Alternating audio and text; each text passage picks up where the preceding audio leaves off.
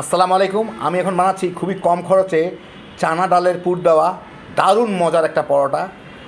তৈরি করা খুবই সোজা, আর খাইতে যে কী মজা একবার বানা দেখেন তাইলেই বুঝবেন। তো আসলে দেখি শুরু করা যাক।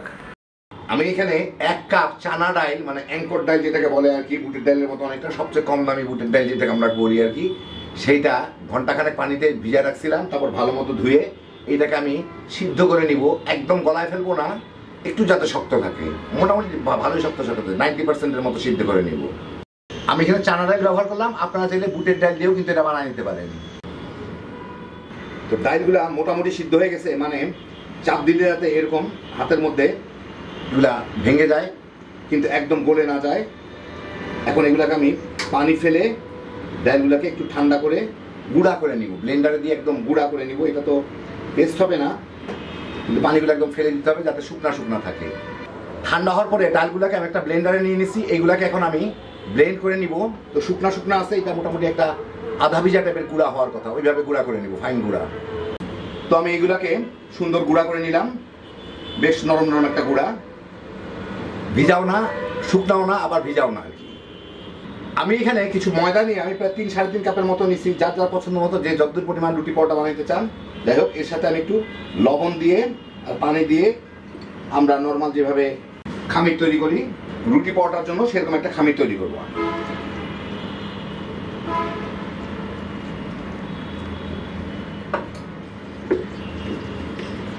ভালো মতো মথে নিলাম, আমার হইল একটা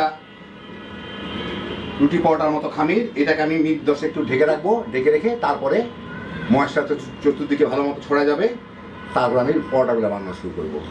আমি একটা কড়াইয়ে 1 টেবিল চামচ ঘি দিয়ে দিচ্ছি।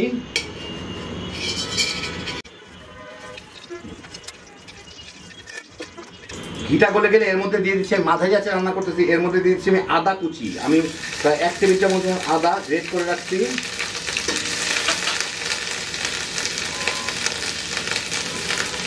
আর কাঁচা মরিচ কুচি দিয়ে এর সাথে একটু নাড়াচাড়া করে নিব, আদার কাঁচা গন্ধটা চলে যাওয়া পর্যন্ত। বাস হয়ে গেল, চুলাটাকে বন্ধ করে দিই। এই গরমের মধ্যেই আদাটা সুন্দরভাবে ভাজা ভাজা হয়ে যাবে। এখন এর মধ্যে আমি দিয়ে দিচ্ছি যে ডালগুলো আমি গুঁড়া করে রাখলাম,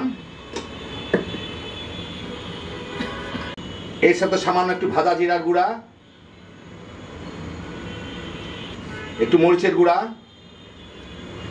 যার যার স্বাদ মতো দিয়ে নেবেন।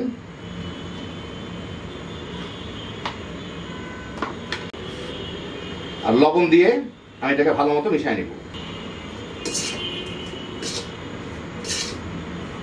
আরেকটা জিনিসও দিয়ে দিই, সেটা হচ্ছে কিছু ধনিয়া পাতা কুচি।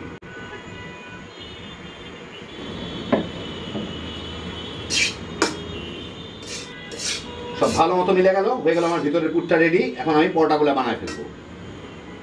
10 মিনিট পরে দেখি ময়দাটার কি অবস্থা। এটাকে আরেক সুন্দর স্মুথ হয়ে গেছে, একটু ময়ান দিয়ে নিয়ে এটাকে ভালো মতো ময়ান দিয়ে একটু আমি এর থেকে ছোট ছোট লেচি কেটে নেব। আমি ছোট ছোট করে করব, মানে নর্মাল আমরা যে রুটি বানাই পাতলা রুটি সেরকম ছোট ছোট লেচি কেটে নেব। এগুলো থেকে এরকম করে ছোট ছোট লেচি করে নিব, একদম ছোট ছোট। এখন আমি এখানে ময়দা ছড়ায় এটাকে দিয়ে একটা রুটি বেলে নিব।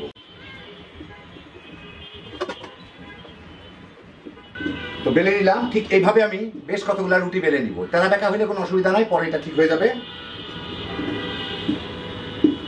আমি যতগুলো লেচি আছে প্রত্যেকটারই রুটি বেলে নিব। এখন আমি একটা রুটি নিয়ে এর মাঝখানে এই পুরগুলা কিছু দিব। আর পুরগুলা কিন্তু একটু বেশি দিতে হবে, একটু ছেঁচে ছেঁচে দিতে হবে, কারণ এর মধ্যে অনেক বেশি পুর থাকে। বেশি একটু ছড়াই দিব, সাইডে যাতে না যায়, যথেষ্ট পরিমাণ পুর দিব। পুরগুলো একটু ফুলা ফুলা, চাপলে পরে কিন্তু আবার ঠিক হয়ে যাবে। পাশ দিয়ে একটু পানি লাগাই দিব।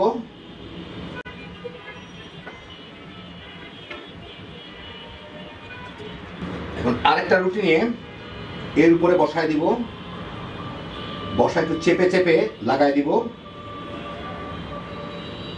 একটু বাতাস থাকলে বের করে দেওয়ার চেষ্টা করব, বাতাস যাতে না থাকে একটু পূজা করে ফাঁক করে সুন্দর করে চেপে বসাই দিলাম। এখন যে পানির জায়গাটা সাইডগুলোকে সুন্দর করে একটু চেপে দেই।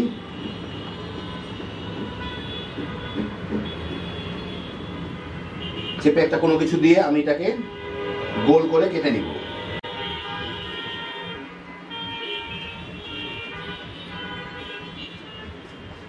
এটাকে আবার লেচি বানায় রুটি করে নেব।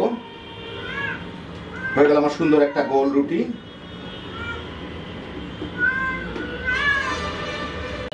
সামান্য একটু ময়দা দিয়ে এটাকে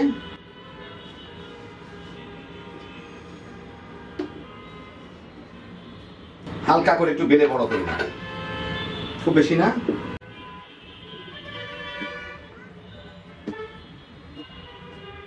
দেখ পারফেক্ট একটা রুটি হয়ে গেল। পুর বের হওয়ার কোনো সম্ভাবনা নাই। সবগুলোকে আমি এরকম করে বানায় নেব। এখন আমি একটা ফ্রাই প্যান কিংবা তাওয়া গরম করে এগুলাকে দিয়ে ভেজে নিব।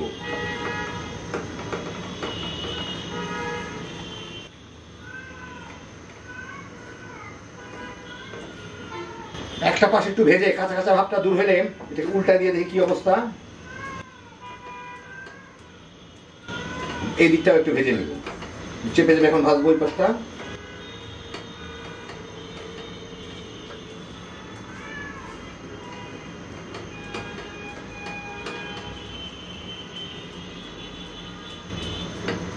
মনে হয়ে গেছে। হ্যাঁ, এই পাশটা ভাজতে ভাজতে এখন আমি এই পাশটার উপরে একটু তেল ব্রাশ করে দিব। তেল ব্রাশ করে একটু উল্টায় দেই, ওটা হইতে থাকুক। ওই পাশটাও সুন্দর সাদা হয়ে গেছে। বাস এখন এটার উপরে একটু তেল ব্রাশ করে দিব। ওই পাশটা ততক্ষণে বাদামি হয়ে ভাজা হয়ে যাবে।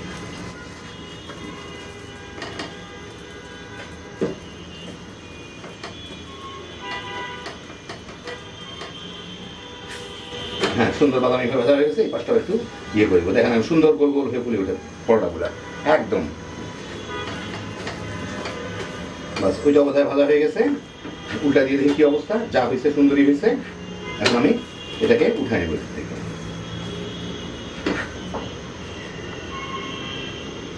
বাকিগুলো এভাবে ভেজে নিব। তো এই দেখেন হয়ে গেল আমার দারুণ মজার চানা ডালের পুর দেওয়া পরোটা। ইচ্ছা করলে আপনারা কিন্তু এটা বুটের ডাল দিয়েও বানাইতে পারেন। ভিতরের পুরে ঠাসা থাকে, খাইতে যে কি মজা লাগবে একবার বানালেই বুঝতে পারবেন। আমি খুব অল্প মশলা দিয়ে পুরটা বানাইলাম, ঠিক এই মশলা দিয়ে বানায় দেখেন, সবচেয়ে বেশি মজা পাবেন। আপনাদের আমি একটু ভিতরটা ছিঁড়ে দেখাই। এই যে দেখেন ভিতর দিকটা দেখতেই পারতেছেন, পুরে একদম ঠাসা। একবার বানান, বাচ্চা বড় সবাই মিলে তামা তামা করে খায় ফেলাইতে পারবেন। কম খরচে হ্যাপি জোশের একটা আইটেম। আল্লাহ আপনাদের সবাইকে ভালো রাখুন, সুস্থ রাখুন, নিরাপদে রাখুন। ইনশাআল্লাহ বেঁচে থাকলে আবার দেখা হবে। ফি আমানিল্লাহ।